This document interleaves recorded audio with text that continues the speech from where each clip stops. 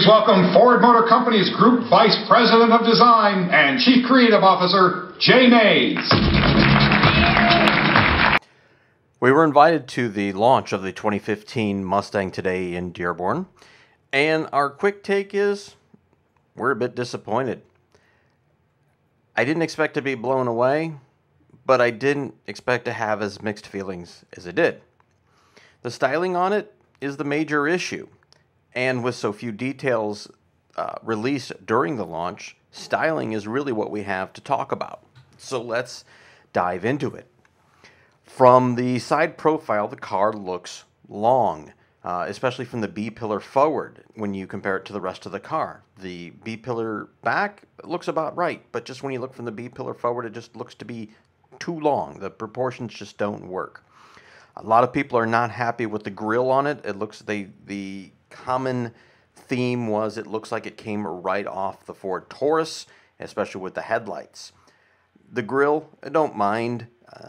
It works. Is it a little too Ford family-ish? Yes. Could the Mustang have been different? Should it have been different? Probably. But we can live with it. The headlights, for the most part, are okay. Don't have too many issues with it, other than when you look at how far they get pulled back. It has that too many facelifts kind of look, because how far it gets pulled back. You know, think of Joan Rivers' face and her eyes. That's kind of what the headlights give you, as how far back they get pulled and just don't look right. There is what's I believe was termed the shark's gills in the headlights that kind of mimics the tri-bar light in the rear. It's okay. It's a nice little styling touch. Rear quarter window is a major issue for us. The lines just do not work for us. In fact, we just, as we were preparing this, saw a rear three-quarter view of it, of the new Mustang with about a 1973 Toyota Celica, and the similarity is a little scary, to be honest with you. Just the line and how it kicks up at the back with the rear quarter glass just does not work. It does not flow, and there's 2 or 3 other vehicles that have that exact same rear quarter glass. Why do you need to copy? Why do you need to look like everything else? It's a Mustang. It should stand out. It should look different. The rear fascia also has some issues in that if you look at how the rear glass comes down at an angle, it looks like the rear fascia tries to keep that angle going, and it looks awkward. It just looks like it sticks out too much. It's not clean. It's not pretty. It's not muscular. I could if it was pretty but not muscular, or muscular but not pretty, okay, but it's neither. So that's the issue. It's awkward. There's a lot about this car that is very awkward. And from directly behind, the greenhouse looks too narrow for the rest of the body. It just, again, proportionally does not appear to be correct. Speaking of the rear proportions, the rear end has been widened by 40 millimeters to accommodate the independent rear suspension, which is now standard on all the models. The front suspension is going to get an upgrade as well, so this really should help with the ride, the quality of the ride, especially over bumps, especially at higher horsepower, around corners over bumps. The back end shouldn't step out. The front end should have a better feel. Drag race guys will have to get used to the independent rear suspension. Not like not like people haven't gone fast with IRS before. There are several Corvette guys going 7s and 8s with independent rear suspensions. It can be done, just not what they're used to. The rest of the world will go, okay, much better.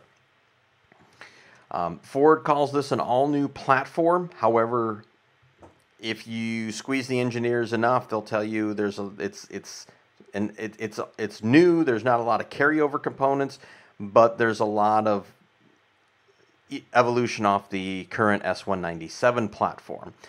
The interior is getting a big upgrade. However, we didn't really get to dive in and look at it because there was one vehicle at the Dearborn event. The doors were locked, so you could look in, but that was about it.